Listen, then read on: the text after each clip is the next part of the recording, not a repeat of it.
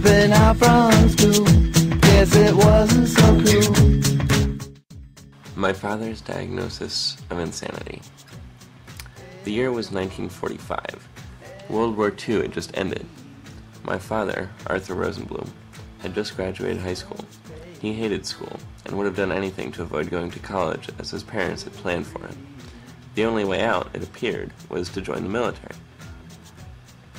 A friend had told Art that the military would take anyone that could see the sun on a bright morning. Art thought this meant that he would surely get in. The morning of the admission interview came. Art was led in to be psychologically evaluated. The first thing the psychologist asked was, "Are you prepared to go to battle?" The right answer was, "Yes, sir."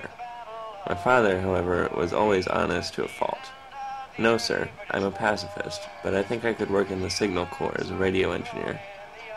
This disturbed the psychologist, who at this point was determined to understand the mind of this queer pacifist sitting before him. "Well, young man," the psychologist began again, "do you like sports? All men like sports." Art answered, "Not unless swimming and motorcycling are considered sports, sir." The psychologist could see that appealing to Art's masculinity would not bring out the fighter within. "Don't you want to defend your country?" he asked. My father was unsure what to say. But just then, Art remembered reading about the U.S. firebombing of Dresden, which was reported to have killed 250,000 German civilians, a part of the terror campaign the Allies hoped would convince Hitler to surrender. My father spontaneously responded, "Any country which engages in organized murder is not worth defending."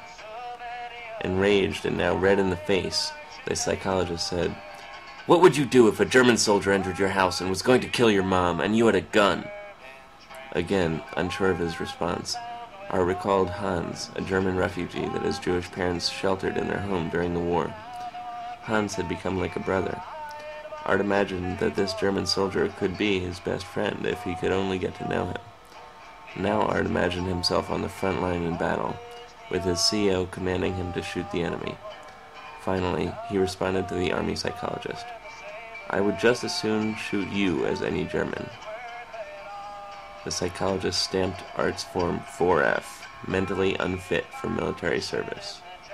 Devastated by the rejection, my father now believed that if even the military wouldn't take him, he must surely be insane.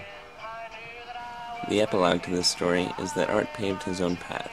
Rather than choose between the only two options that even today we offer to high school graduates, he moved to an intentional community in Paraguay, where he lived and worked for 20 years without the need of money.